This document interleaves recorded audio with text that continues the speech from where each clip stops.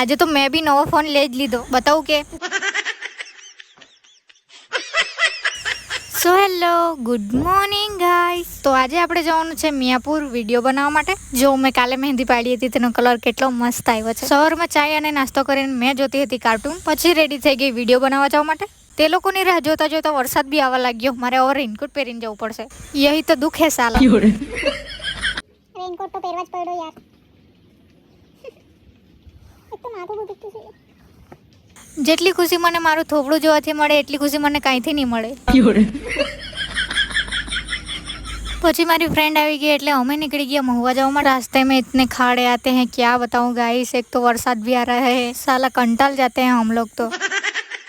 પછી અડધે આવીને વધારે જ વરસાદ આવી લઈ ગયો તો અમે કરચલિયા ઊભા રહી ગયા. પછી ત્યાંથી નીકળ્યા એટલે કાદ્યા નહેર પર નડ્યો વરસાદ. મારે તો કંઈ નહીં, પણ મારી ફ્રેન્ડ રેનકોટ પહેરીને નહીં આવલી. ત્યાં વરસાદ બંધ થયો એટલે ફાઇનલી અમે પહોંચી ગયા હતા જ્યાં વિડીયો બનાવવાનો હતો ત્યાં. અહીંયા શૂટિંગ પતાવીને અમે ગયા ડાયરેક્ટ ઠૂસવા માટે. વડાપાવ આવે તેની વેટ નહીં કરાય એટલે પડીકું બી લઈ જ લીધું. પછી વડાપાવ આવી ગયો. ભાઈ સાહેબ એટલો તીખો લાગ્યો છે ને સોબડામાં, મેં તો અડધું જ ખાઈને નહીં આવેલી. પછી અમે બીજી જગ્યાએ ખાવા આવી રહ્યા. ત્યાં અમે મંગાવ્યું મંચુરિયન અને પાઉંભાજી. પછી બીજું બી વિડીયોનું શૂટિંગ કરવાનું હતું તો ત્યાં ગયા. જે બચપન વાળો પ્યાર હમ યહાં સે આજ લેકે જાયેંગે. પછી શૂટિંગ પતી ગયું એટલે અમે જવા લાગ્યા ઘરે. વરસાદ નહીં આવતો હતો એટલે રેનકોટ નહીં પહેર્યું હતું, પણ ઘર બાજુ આવતા આવતા તો એટલું ધુમ્મસ જાણે થઈ ગયું હતું. સાપુતારા કેવું સીન હોય તેવું થઈ ગયું હતું આજે. તો મળીએ કાલે, બાય.